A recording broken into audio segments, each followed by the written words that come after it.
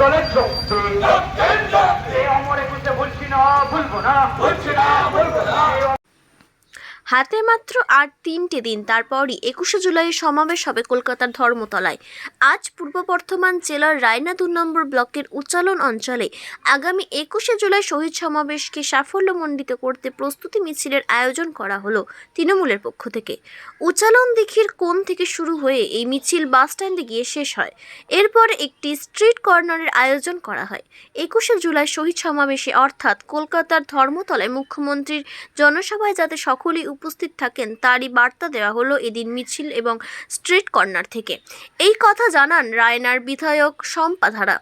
আজকের এই মিছিলে উপস্থিত ছিলেন বিধায়ক শম্পা ধারা, রায়না 2 নম্বর ব্লক তৃণমূল কংগ্রেসের সভাপতি সৈয়দ কলিমউদ্দিন, উচ্চালন গ্রাম পঞ্চায়েতের প্রধান দোলন দাস, উপপ্রধান আনিসুর রহমান, পূর্ব বর্ধমান জেলা পরিষদের সদস্যা ছায়া গুহ থেকে শুরু করে 8টি অঞ্চলের নেতৃত্বরা। রায়না থেকে কৃষ্ণ সাহা রিপোর্ট,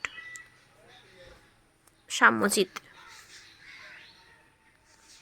ছিলে দলের দলের শক্তি বন্দে মাতরম, বন্দে মাতরম। তৃণমূল কংগ্রেস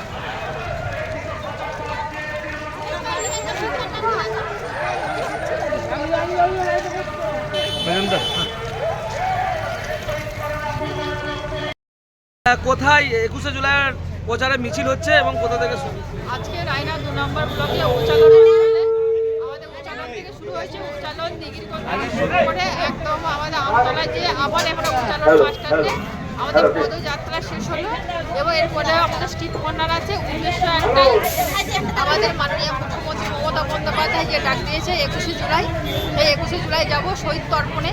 আর সেই শহীদ তর্পণে আমাদের শহীদদেরকে স্মরণ করার জন্য এবং শহীদদের প্রতি শ্রদ্ধা জানাতে আমরা সকলে মিলে যাব। আজকে 17 তারিখ, কাজে আমরা আমরা 21শে জুলাই সকলকে যাওয়ার জন্য আমরা আহ্বান করছি। সকলে মিলে যেতে হবে, আমরা সকলে মিলে যাব এবং নেত্রী মমতা বন্দ্যোপাধ্যায়ের বক্তব্য শুনবো এবং আমাদের সেনাপতি, আমাদের যুবরাজের আমাদের বক্তব্য শুনে আমরা সেই নির্দেশিকা নিয়ে আমরা কিন্তু বাড়ি ফিরবো 21শে July.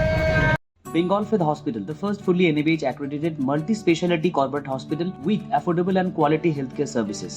Have faith, Bengal Faith.